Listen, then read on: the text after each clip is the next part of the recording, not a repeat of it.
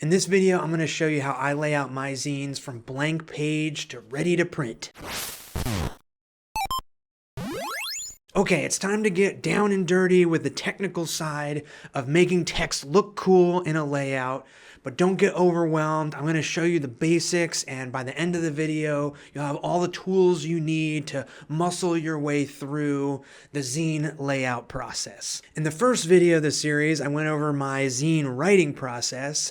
The next step for me is jumping into layout, which might seem a little counterintuitive. You might think that figuring out the illustrations and artwork comes next, but I like to make sure I know exactly how much space I have for each illustration, so that's why the layout needs to happen first. Now, I should start by saying that I like to do my layout on the computer.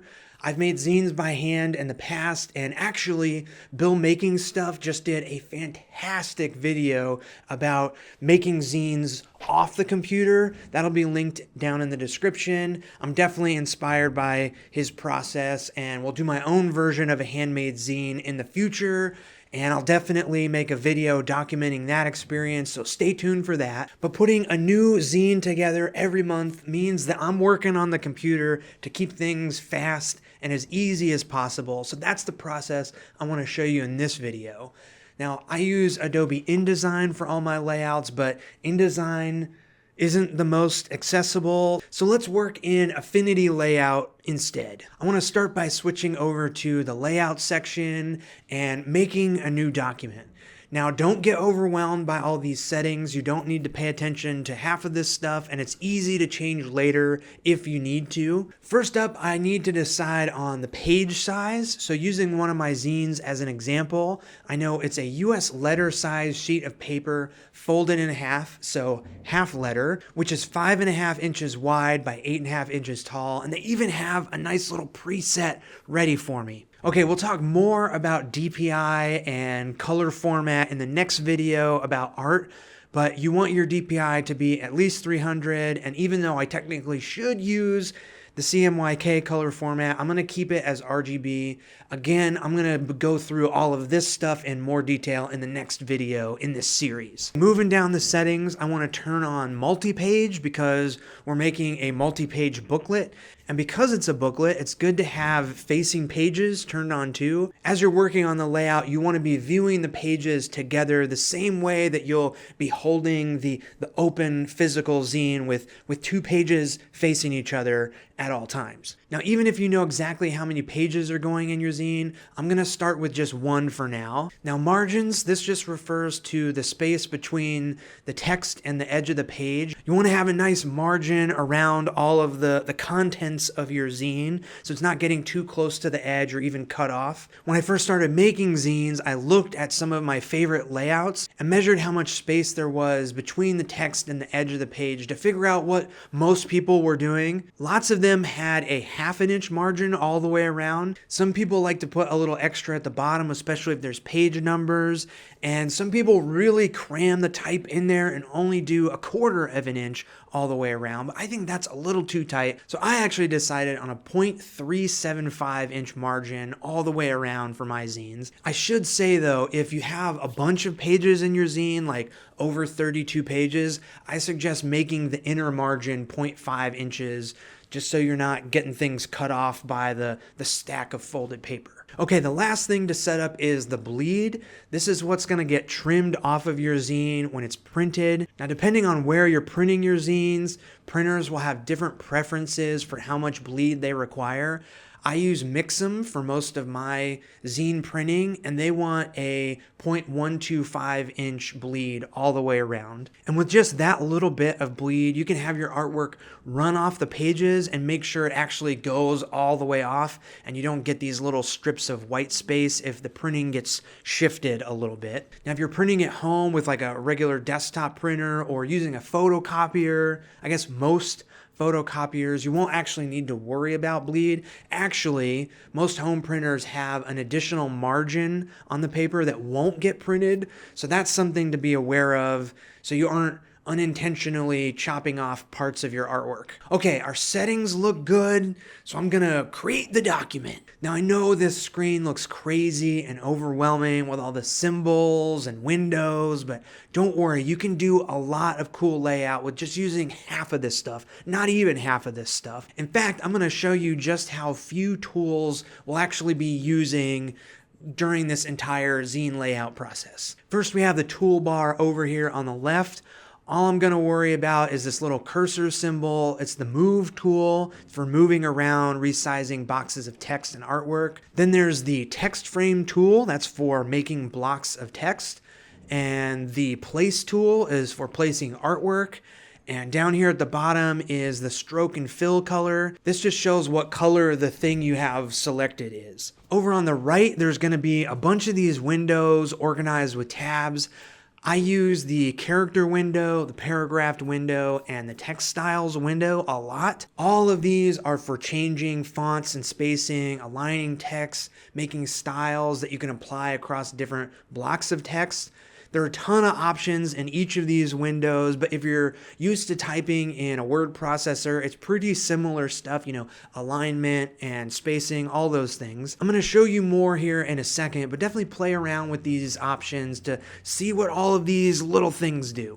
Also, you can pull these tabs out and rearrange them however you like. I'm doing my best to keep the default layout of these windows for this video, but once you get into doing the layout, you'll find the tools that you use the most often and can rearrange them however you like. If you're ever missing any of these windows, you can go up to the top and go to Window and then search around for whatever you're missing, whether it's the text styles or character or paragraph, swatches, navigator, whatever you need, it's up there. Okay, now that we've got the lay of the land, there's just one more thing to do before getting into actual layout, and that's over here on the left. There's the pages panel. This is super helpful when you start getting multiple pages in your zine, so you can quickly navigate between the different page spreads. But what we're looking for is this master pages drop down, and this is really cool. Basically, you can make a blank page template that you can then use throughout your zine when creating new pages. Let me show you. I'm gonna make a new master page, and it should pop up with all the settings you've already made when creating the new document. All that looks good, so just clicking OK. Now if I select the master pages, anything I create on these two pages will carry over when I make a new page spread in the zine. So for example, I like to do most of my layouts in 2 columns. So making sure I'm still on the master pages, I'm going to go up to View and then Guides and bring up this handy little menu. I want to do 2 columns, and I want my gutter in between them to be 0.25 inches, 1/4 of an inch. I also prefer the outline style to the filled, so I'm going to make that change. I'm going to click Close, and your master page has this nice little 2-column guide for you to align all your type to. You don't have to stop with columns though. You can set up all kinds of guides. You can add page numbers, where you want the headers to start, all kinds of stuff, whatever you want. And if you want to learn more about setting up these master pages and all the cool stuff you can add, check out this excellent video by Anto of Icarus Games. I'll link it down in the description. Okay, so remember how we started with just one page? You can click on your master pages and then just drag them into the regular page panel section and start adding new page spreads to fill out your zine. Just be sure that when you add pages, you gotta make sure that the total page count is divisible by 4, because every single sheet of paper that's folded in half is actually 4 pages of the zine. So I've definitely gotten to the end of a layout project and realized I was 2 pages shy before, and it's not fun. Okay, I've got the document all set up with 12 pages total. I got all the text from the last video ready to go in my Google Doc. Now it's finally time to start creating this layout. Using the text frame tool, I'm going to copy a little bit of text from the zine I'm working on, the Starborg Subspace Datacron number 3. And whenever I start a new project, I like to do some tests with different fonts and sizes. You can spend hours looking through different fonts, but I'm choosing Futura for the body type, and I picked a nice bold font called Newake for the header. Then I'm just copying over the text frames. You can do this by selecting the frame with the move tool and holding down Alt and clicking and dragging it over to make a copy. Then I'm just changing the font sizes a little bit. I've got a 12 point, 11, 10, all the way down to 9 point for the body text. And once I have a few options that all kind of look good on the screen, I like to actually print out a page to see how it looks at the actual scale of the printed zine. And this is a really important step. I can't encourage you enough to do this. You gotta make a test print early to make sure you're not doing a layout that is too hard to read when it's printed, because it can be really hard to tell while looking at the screen if an 11 point font is too big versus a 10 point font or too small. But printing it makes it super clear. Like, I immediately know that I'm going with the 10 point body font and the 20 point header type. And now that I know exactly what sizing and spacing I'm going to use throughout the zine, I want to save that format as a text style so I can super easily apply all of this formatting to whatever text I paste into the layout. So I'll start by selecting the body type and making a new paragraph style. I got the type set up exactly how I want. All I need to do is name it something that I can remember and then click OK. Then I can do that exact same thing for the title or the header, but this time I'm going to use a character style instead of a paragraph style. What's the difference? A paragraph style is for big blocks of text. They save all the little formatting details that happen in between the lines and paragraphs.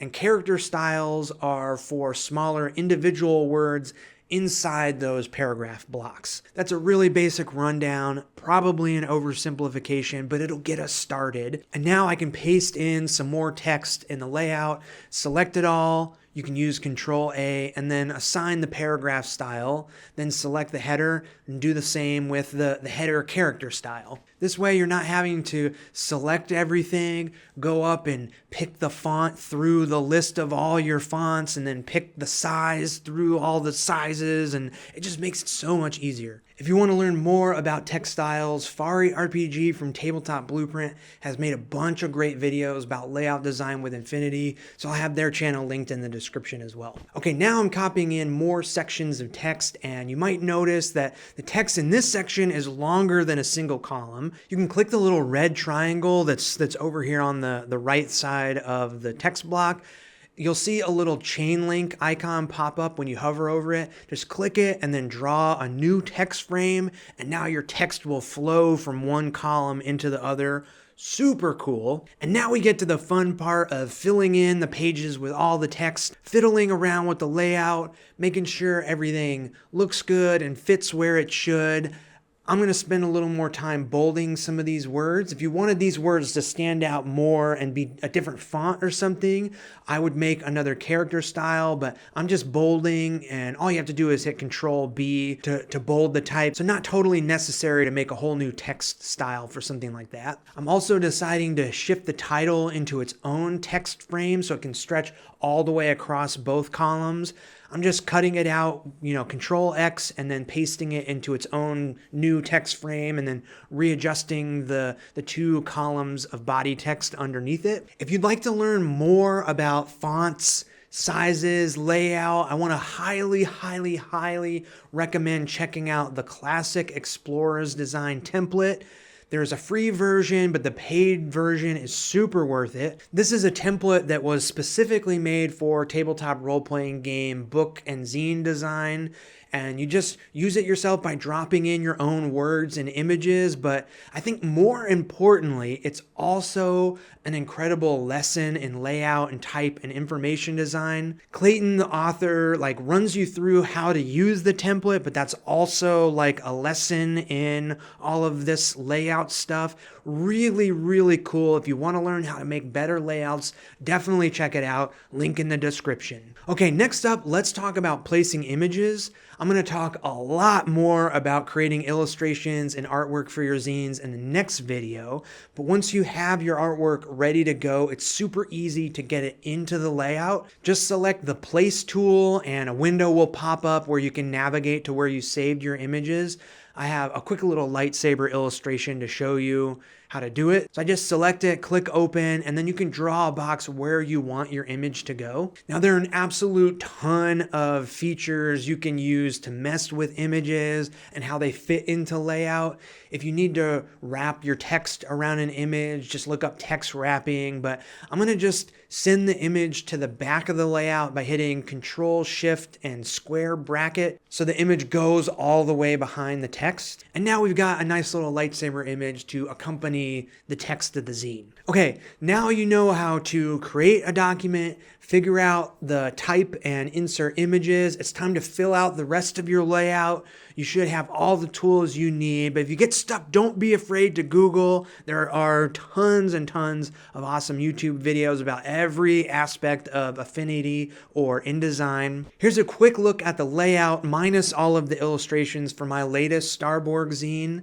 This was all done in Adobe InDesign. You can kind of tell by the differences in the menus. But like I said at the top of the video, it's all the same features. It's just laid out a little bit differently. And if you use Affinity, you won't have to pay the crazy monthly fee to Adobe. But you can still see the margins, the bleed, the 2-column guidelines. And as I scroll through, you can probably pick up the different text styles I've used. I've added a bunch of page numbers and a bunch of different title fonts as well. I've also blocked out different background colors and made some really general shapes where I think the illustrations will go. And there's also a lot of blank spaces too, where I just kind of know in my head what drawings are going to fit in there. So hopefully you can see exactly why I like to do the layout first before jumping into all of the illustrations and artwork stuff, which I'm going to show off in the next video in this ongoing series.